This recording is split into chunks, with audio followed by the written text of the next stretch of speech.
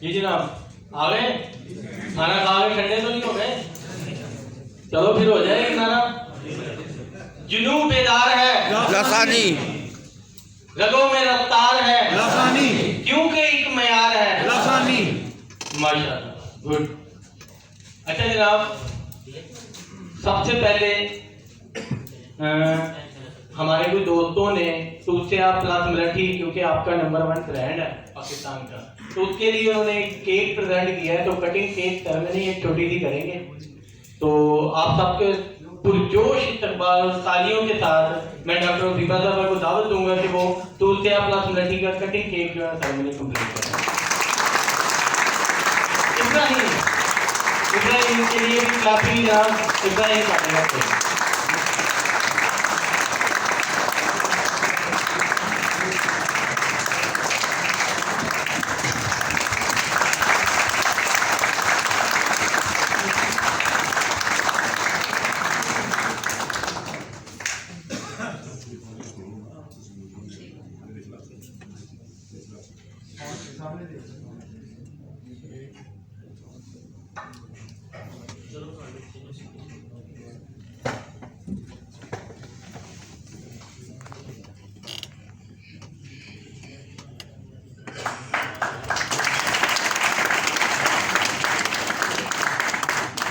میرے ساتھیوں لسانی شیروں، ہم سب یہاں پر ایک سائبان کے تلے ایک مقصد اور ایک نظریے کے تحت ہیں، جس میں ہم رزق حلال میں سرگرداں اور سرگرم ہیں. یوں ہی بے وجہ نہیں بیٹھے ہوئے، تو بے وجہ بیٹھے ہیں. اگر آج توسیہ ملٹھی کی کٹنگ کیک ہو رہی ہے تو اس کی وجہ کیا ہے؟ اس کے میں مصرع ہے: مدتوں وقت کی گود میں نہیں پڑتے، ہاتھ سے ایک دم سے نہیں آتے. تو یہ ایک بہت لمبی کہانی ہے توسیہ ملٹھی کی. تو ظاہر ہے آج اس مقام پہ پہنچے ہیں کہ آپ نے کیک کٹنگ کیک کا کرنا. تو میں نے آپ کو پہلے بھی کہا تھا کہ آج کی خبریں بڑی گرم ہیں. جیسے کہ آپ یہ سلائیڈیں دیکھ رہے ہیں، فلیکسیں لگی ہوئی ہیں، پیچھے بھی آپ کے میدان کا سلطان توسیہ ملٹھی. تو اب ماشاءاللہ کمپنی گرو کر رہی ہے. کمپنی کے پلیٹ فارم پہ ایک اور کمپنی جڑی ہے جو کہ لسانی کا حصہ بن چکی ہے. تو اس کے لیے بیسٹ اور پرجوش استقبال کیجیے گا جپسی امیزنگ کریم، جپسی کاسمیٹک، لسانی جپسی کاسمیٹک کا.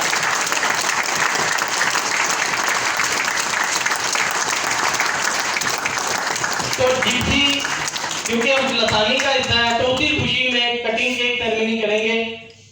جناب ہمارے ٹیو صاحب میاں مہر عبد الوحید صاحب، اور یہ خوشخبری ہے، خوش آمدید.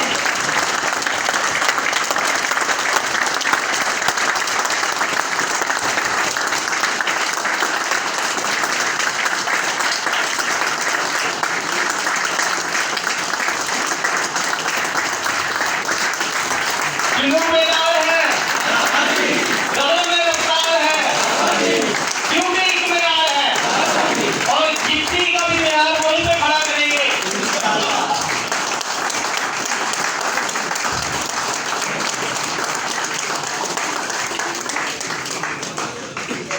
یہ آپ سب کے لیے بڑی خوشی کی بات ہے کہ جپسی اب لسانی کا حصہ ہے. لسانی جپسی کاسمیٹک.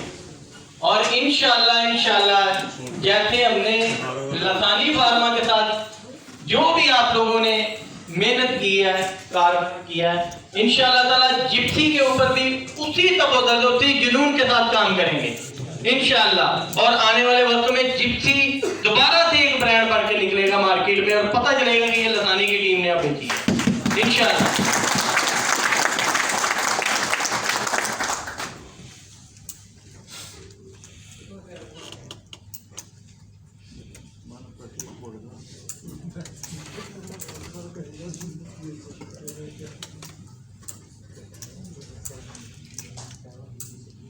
اچھا، بڑی ایک پرانی سی بات ہے جو یہاں پہ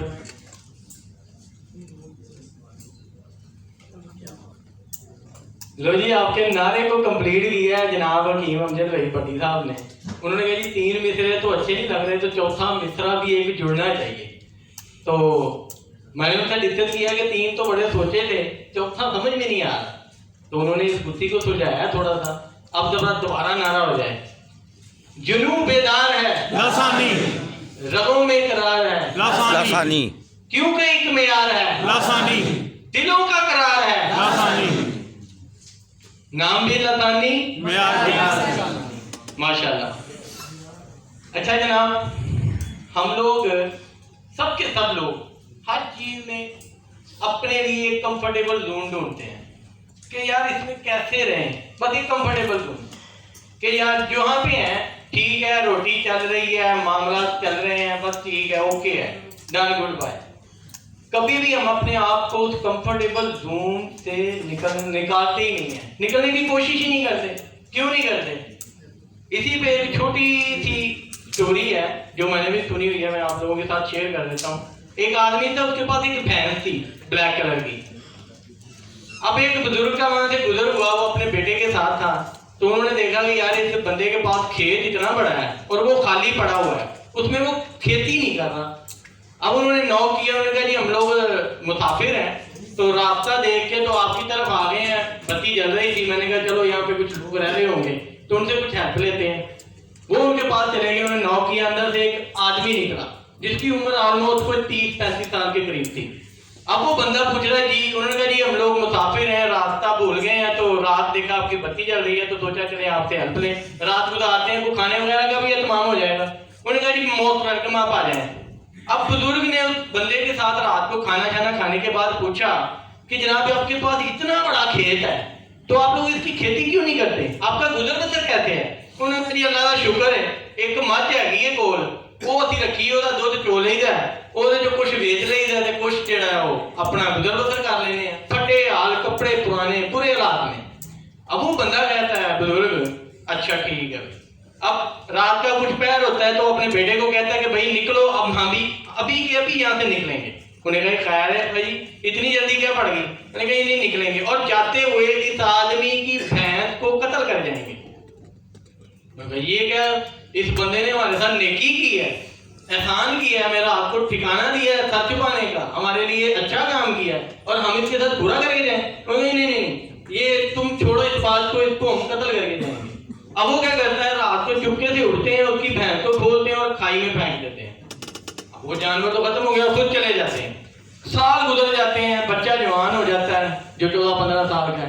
وہ کہتا ہے کہ یار میرے باپ نے ایک بندے کے ساتھ برا سلوک کیا تھا، جا کے میں دیکھوں تو صحیح ان کا کیا بنا، وہ معاملات میں ہے یا نہیں ہے. وہ وہاں پہ گیا، اس نے نوکنگ کی، نوکنگ کرنے کے بعد جب وہاں سے بندہ نکلا باہر، وہ دیکھا کہ بچہ جوان ہو چکے تھے اس کے، اور وہ بڑے وہ کھیت حشاش بشاش بڑا. انہوں نے کہا لو جی وہ بیچارے کا برا ہی حال ہوا ہے، وہ بیچ باج گئے ہیں، ان کے ساتھ برا ہی ہوا ہے.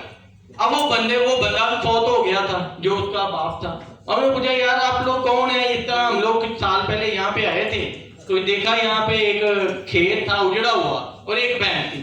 وہ کہتا یار ہمارے پاس پتہ نہیں کیا ہوا، ہماری بھینس مر گئی. اور جب بھینس مر گئی تو بھائی نے کہا کہ اب گزر بسر کیسی ہوگی؟ انہوں نے کہا چلو ایسا کرتے ہیں، اس کھیت کو نا ہل چلاتے ہیں، اس کو جوتے ہیں، اس کو باغ بناتے ہیں. تو ہم نے محنت کی اور اس کو باغ بنایا. آج کہتا الحمدللہ اس باغ کی وجہ سے ہمارے پاس کئی اور باغ ہیں. والد صاحب تو نہیں رہے لیکن ہمارے پاس اور کئی باغ آ گئے ہیں. کیوں؟ کیونکہ ان کے پاس وہ ایک بھینس تھی جو ان کا کمفرٹیبل زون تھا، جہاں سے وہ نکل ہی نہیں پا رہے تھے. وہ یہی سوچ رہے تھے کہ بس اے مجھ ہے یہ تیرے سے ہی گزارا کرنا ہے. اسی طرح ہم لوگ سب کے سب ایسے ہی ہیں. جس کو جاب ملی ہے وہ کہتا چل یار سیلری آ رہی ہے نا، بس ٹھیک ہے اسی میں ہی گزارا کرو، بس معاملات چل رہے ہیں نا ٹھیک ہے اسی میں ہی گزارا کرو. وہ یہی سوچتے رہتے ہیں. ہم لوگ اس کمفرٹیبل زون سے نکلتے ہی نہیں ہیں. کیوں نہیں نکلتے؟ اسی لیے نہیں نکلتے کہ چلو یار پتہ نہیں یہاں سے موو کریں گے تو ہمارے ساتھ کیا ہوگا، ہم لوگ کسی اور کمپنی میں جائیں گے تو پتہ نہیں کیا ہوگا، ہم لوگ اگر میں اس پارٹی کو ملنا چھوڑ دوں گا تو پتہ نہیں کیا ہوگا.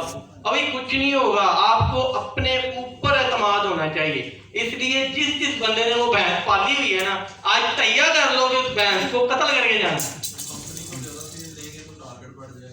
ہاں ایسے بہت سارے ہوتے ہیں انکشافات بندے کی لائف میں. وہ سوچتا ہے کہ یار پتہ نہیں میرے ساتھ کیا ہوگا، میں یہ کر دوں گا تو وہ ہو جائے گا، وہ کر دوں گا تو یہ ہو جائے گا. یعنی خدشات، صرف اور صرف خدشات جو کہ ہماری زندگی کا حصہ بن چکے ہوئے ہیں. اور ہم لوگ یہی سوچتے رہتے ہیں کہ پتہ نہیں اس خدشے سے کیا ہوگا. آنے والا خرچہ کیا ہوگا، آنے والا خرچہ کیا ہوگا. بس ہم لوگ اپنے کمفرٹیبل زون سے نہیں نکلتے. یہ نہیں کرتے کہ اپنی آمدن بڑھا لیں، آمدن بڑھا لیں. ابھی میاں صاحب جب آئیں گے تو وہ آپ کو بتائیں گے آپ نے اپنی آمدن کیسے بڑھانی ہے. وہ آپ کے لیے بڑے اچھی چیزیں لے کے آتے ہیں، بہت کچھ آپ کے لیے. تو کیسے بڑھے گی آمدن، کیسے ہم اپنے کمفرٹیبل زون سے باہر نکلیں گے، کیسے ہم سوچیں گے کہ جناب اگر میری سیلری 25,000 ہے تو وہ 50,000 روپے کیسے جائے گی.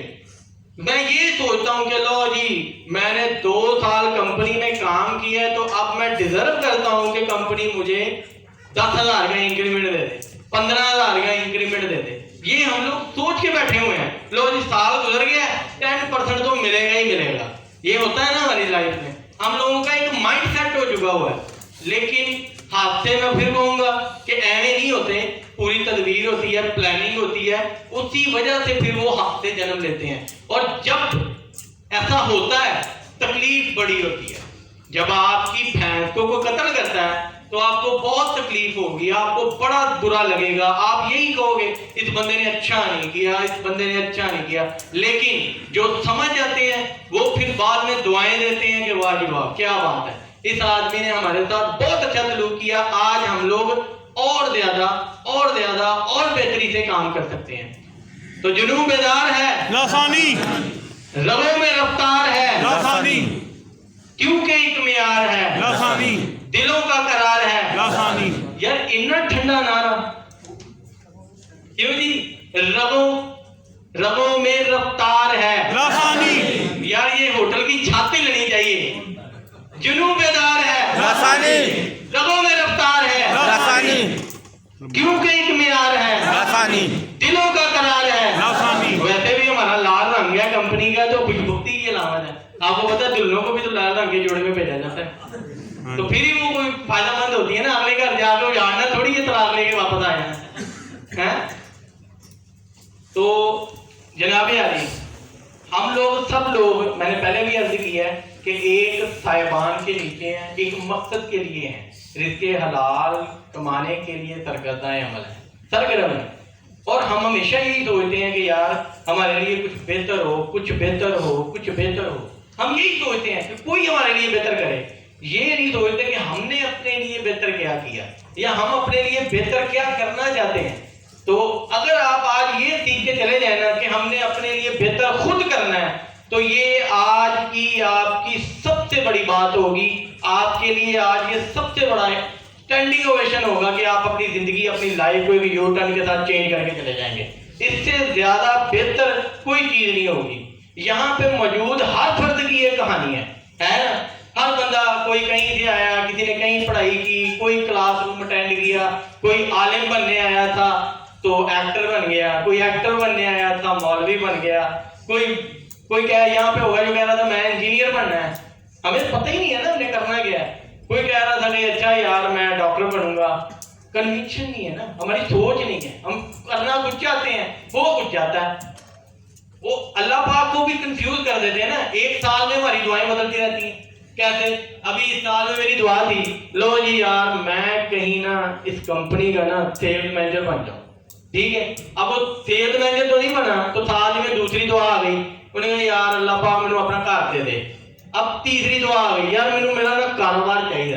اب وہ اللہ پاک بھی سوچتے ہیں یار بندے کو تو پتہ ہی نہیں ہے چاہیے کی ہے، تو پھر وہ جو بہتر سمجھتا ہے وہ آپ کو دے دیتا ہے.